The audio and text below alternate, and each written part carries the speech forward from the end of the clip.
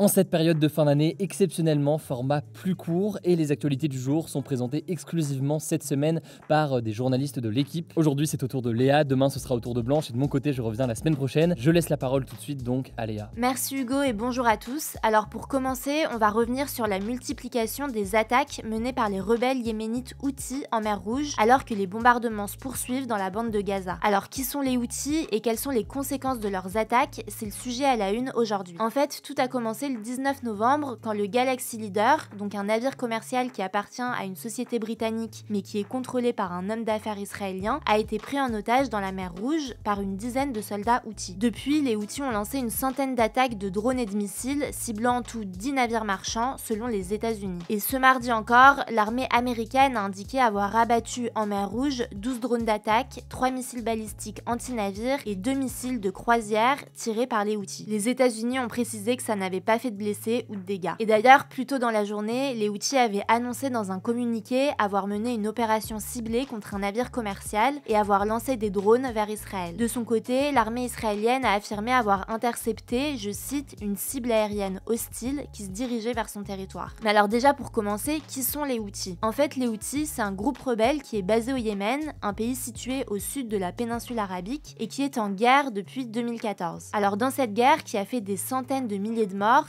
il y a d'un côté le gouvernement yéménite qui est soutenu par l'Arabie Saoudite et de l'autre les Houthis qui sont soutenus par l'Iran. Aujourd'hui, les Houthis contrôlent tout l'ouest du Yémen. Les Houthis sont aussi membres de l'Axe de la résistance contre Israël, qui est une alliance politique et militaire entre l'Iran, la Syrie et certains groupes armés islamistes au Moyen-Orient comme le Hamas, le Djihad islamique palestinien ou encore le Hezbollah au Liban. Et donc comme je le disais, depuis le début de la guerre entre Israël et le Hamas, les Houthis prennent pour cible des navires marchands qu'ils estiment être liés à Israël. Mais selon les États-Unis, l'Iran serait en fait très impliqué dans la planification des attaques des Houthis contre ces navires commerciaux. Concrètement, l'Iran leur fournirait des renseignements en temps réel, mais aussi des équipements militaires sophistiqués, selon Adrienne Watson, qui est la porte-parole du Conseil de sécurité nationale de la Maison-Blanche. De son côté, l'Iran confirme soutenir les Houthis, mais elle dément leur fournir du matériel militaire. Mais alors, quelles sont les conséquences de ces attaques en mer Rouge? En fait, cette région est très stratégique pour le commerce mondial. En effet, une partie importante du commerce mondial transite par le détroit de Bab el-Mandeb, qui est situé au sud de la mer Rouge. Mais à cause des récentes attaques, plusieurs grandes sociétés de transport maritime ont décidé de renoncer à ce chemin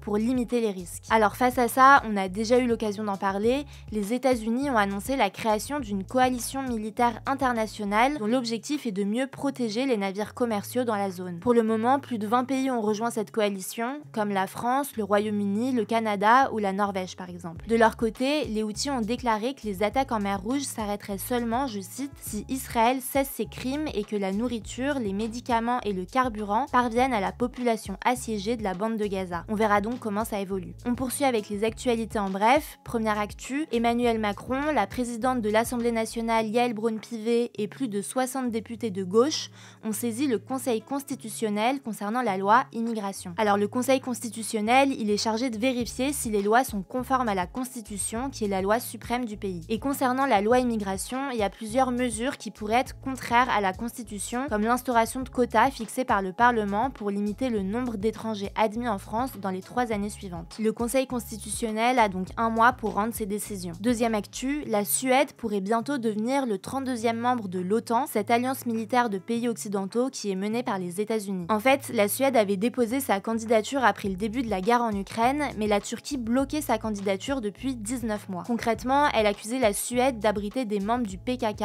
qui est une organisation politique armée kurde qui est considérée comme une organisation terroriste par la Turquie et l'Union européenne. Mais finalement, ce mardi, les députés turcs ont approuvé l'adhésion de la Suède à l'OTAN. Le protocole d'adhésion doit encore être adopté définitivement par l'Assemblée plénière turque et par la Hongrie.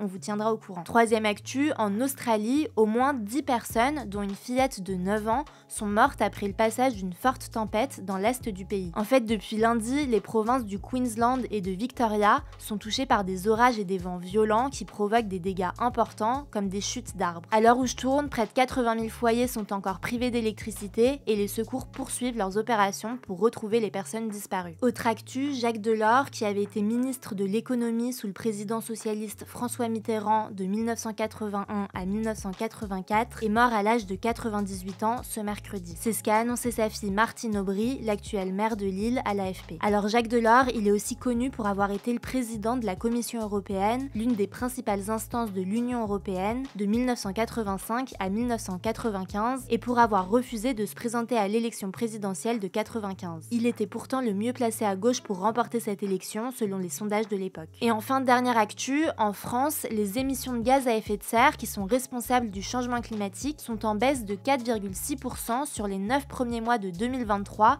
par rapport à la même période de 2022. C'est ce qu'a dévoilé ce mardi le CITEPA, l'organisme qui est chargé par l'État de mesurer ces émissions. Alors concrètement, ce sont les secteurs de l'industrie, de l'énergie et des bâtiments qui ont le plus contribué à cette baisse, notamment à cause de la crise énergétique et de l'inflation en France. En revanche, le transport aérien a continué à voir ses émissions de gaz à effet de serre augmenter. Merci beaucoup Léa pour toutes ces actualités. Alors cette semaine, en plus de ce format spécial, donc fête de fin d'année sur YouTube, rendez-vous sur Instagram pour plus d'actualités. Le nom du compte, c'est Hugo Décrypte. Prenez soin de vous, prenez soin de vos proches, et puis on se dit à demain.